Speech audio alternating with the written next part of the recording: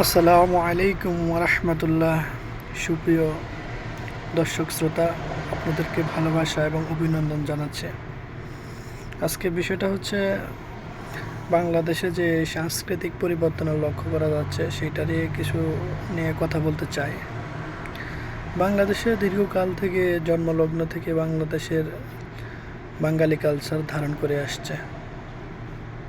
বিশেষ করে বাঙালি কালচার বলতে পশ্চিমবঙ্গের কালচার, ভারতের কালচার সেটা বাংলাদেশের সাংস্কৃতিক অঙ্গনে ব্যাপক প্রভাব বিস্তার করছে, ব্যাপকভাবে সম্প্রসারণ করছে, ব্যাপক চর্চা হচ্ছে। বর্তমানে বিপ্লবের পর, স্বৈরাচারী হাসিনার পতনের পর বাংলাদেশের সাংস্কৃতিক অঙ্গনেও আপনার পরিবর্তনের লক্ষণ আমরা বুঝতে পারছি। এরই মধ্যে সেই পরিবর্তনের হাওয়া বইতে শুরু করেছে ইউনিভার্সিটি, সরকারি ইউনিভার্সিটি এবং কলেজগুলো, পাবলিক বিশ্ববিদ্যালয়গুলোতে, প্রাইভেট ইউনিভার্সিটিগুলোতে শুরু হয়েছে কাওয়ালি গানের রেওয়াজ।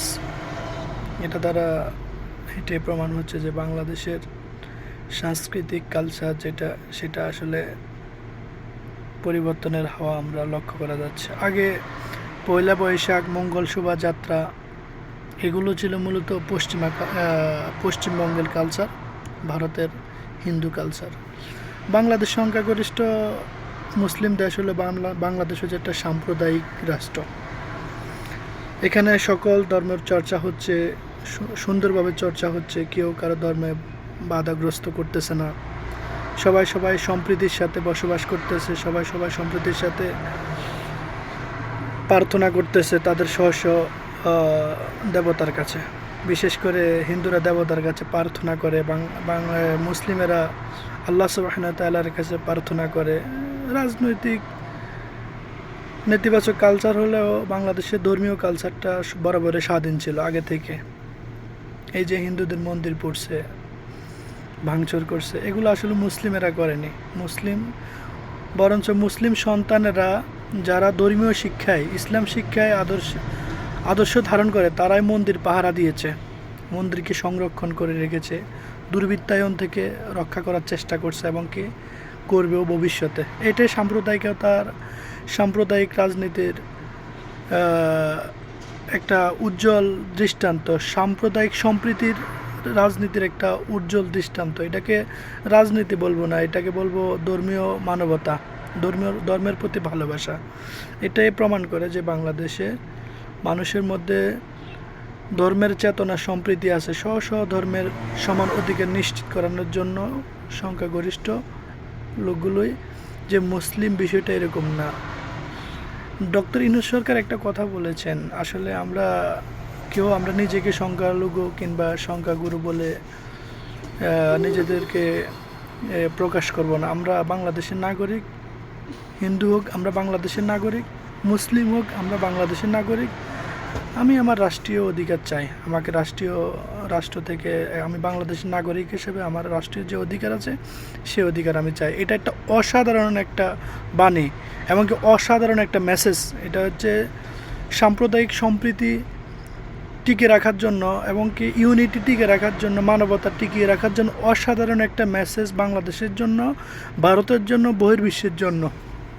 আসলে উনি প্রাজ্ঞ জ্ঞানী লোক, উনি আসলে বিশ্বের সাথে ওনার সম্পৃক্ততা দীর্ঘদিনের, উনি পৃথিবীটা বোঝেন, জানেন।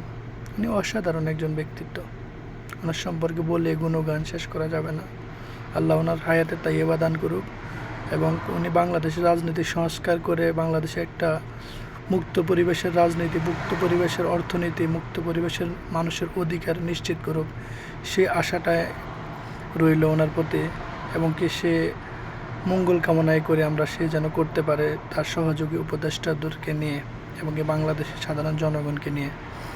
বিশেষ করে যে বাংলাদেশে যে কাওয়ালি গানের যে রেওয়াজ হয়েছে কালচারের, এই কালচারটা বাংলাদেশের আসলে পেসিস্ট সরকার যাওয়ার পর থেকে আসলে এই কালচারটা লক্ষ্য করা যাচ্ছে। এটা কখনোই পাকিস্তানি কালচার বলবেন না, আমি আপনাদেরকে রিকোয়েস্ট করি। কাওয়ালি গানের কালচারটা আসলে পাকিস্তান থেকে উদ্ভব হয়নি, এটা ভারতবর্ষে মুসলিমদের এবং কি একটা রেওয়াজ। এটা মাজারগুলো ভাঙতেছে, এটা হচ্ছে সাংস্কৃতিক উন্নয়নের একটা লক্ষ্য। এখানে ইসলাম কখনোই মাজার পূজাকে সমর্থন করে না, এটা শিরকের শামিল, এটা শিরকের শামিল। মৃত ব্যক্তির কাছে কিছু পাওয়ার আশা নাই, মৃত ব্যক্তি একটা মানুষকে কিছুই দিতে পারে না।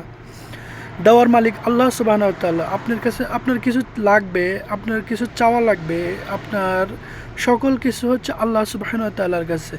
ইত্তাকুল্লাহ, কোরআনে বলা হয়েছে ইত্তাকুল্লাহ, আল্লাহকে ভয় করো, আল্লাহকে ভালোবাসো, আল্লাহর কাছে চাও, আল্লাহ তোমাদের জন্য যথেষ্ট। আল্লাহ এবং রাসূল সাল্লাল্লাহু আলাইহি সাল্লামের আদর্শ সুন্নত হচ্ছে মুমিন এবং কি মুসলিমদের জন্য যথেষ্ট।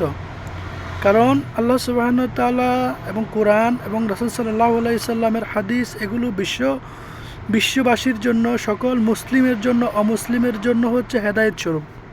এগুলোকে লালন করতে হবে, ভালোবাসতে হবে, ধারণ করতে হবে। দুনিয়াও শান্তি, আখেরাতেও শান্তি। বাংলাদেশের সংস্কৃতিটা যে হিন্দুত্ববাদী সংস্কৃতির যে একটা ধারা বাংলাদেশে প্রবহমান ছিল, এবং কি আপনার ইসলামের সাথে এগুলো সবসময় সাংঘর্ষিক ছিল। এগুলো আমি মনে করি পরিবর্তন করা উচিত, এই কারণে যে বাংলাদেশ সংখ্যাগরিষ্ঠ মানুষ মুসলমান ধর্ম বিলংস করে, মুসলিম ধর্ম ভালোবাসে এবং কি সংস্কৃতিটাকে মনে মনে ভালোবাসে। সেখানে ইসলামিক কালচার থাকাটা আমি মনে করি এটা ইসলামের জন্য ভালো, মুসলমানদের জন্য ভালো, আখিরাতের জন্য ভালো, দুনিয়ার জন্য ভালো। আমি মিশ্র কালচার কেন গ্রহণ করব? কালচারিক সাংস্কৃতিক পরিবর্তন আমি চাই। মাজারগুলো ভেঙে ধ্বংস করে ফেলুক, মাজারপন্থী যেন বাংলাদেশে না থাকে। শিরকের কারখানা হচ্ছে মাজারগুলো, আক্রাতে পরিণত হয়েছে শিরকের, যেটা আসলে আল্লাহর সাথে সরাসরি যুদ্ধ করা শামিল। এটা আল্লাহ তাআলা নির্দেশ করেছেন, ইন্না শিরকা লা যুলমুল আযীম, নিশ্চয় আমার কাছে শিরক মহান অন্যায় এবং জুলুম।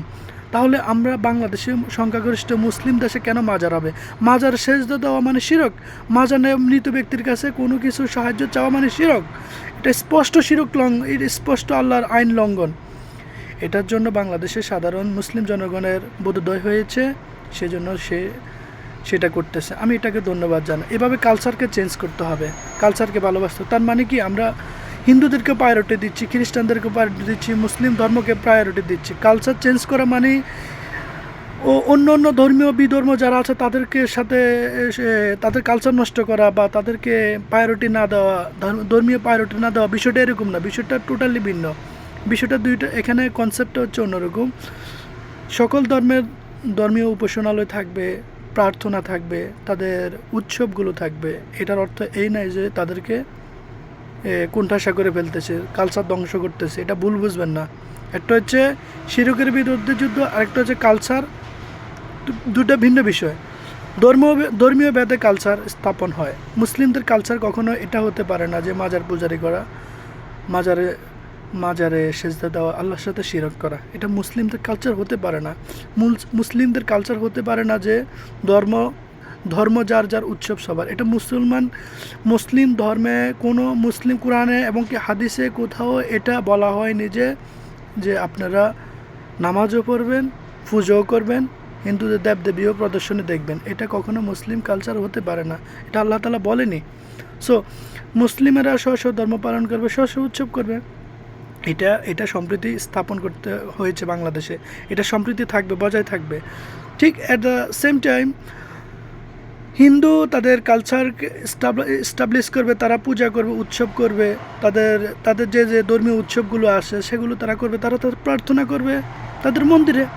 সে প্রাধান্য নিশ্চিত করতে হবে। সেটা বাংলাদেশের সাম্প্রদায়িক সম্প্রীতি বজায় রাখার অন্যতম কারণ, এবং সেটা বজায় থাকুক। এটা সমস্যা না, এটা কোনো সমস্যা না। সমস্যা হচ্ছে মুসলিম দেশে মাজার পূজারি শিরক কেন করা হবে? মুসলিম দেশে কেন মুসলিম সন্তানেরা কেন ইউনিভার্সিটি কলেজগুলোতে কনসার্ট হবে? কেন কনসার্ট হবে? গানের কনসার্ট হবে, অশ্লীল নাচের কনসার্ট হবে, এবং কি ইউনিভার্সিটিগুলোতে কেন বেহায়াপনা চলবে? এটা হচ্ছে অপসংস্কৃতি, অপকালচার।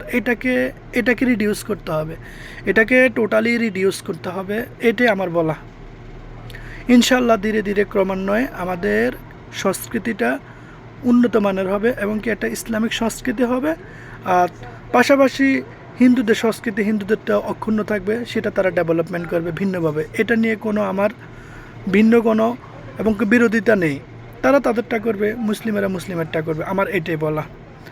আপনাদেরকে ধন্যবাদ রেখে আল্লাহ তাআলা বাংলাদেশের সমস্ত মানুষকে হেফাজত করুক এবং অপসংস্কৃতি থেকে হেফাজত করুক, শিরক থেকে হেফাজত করুক, এটাই আমার বলা। আসসালামু আলাইকুম ওয়া রাহমাতুল্লাহ।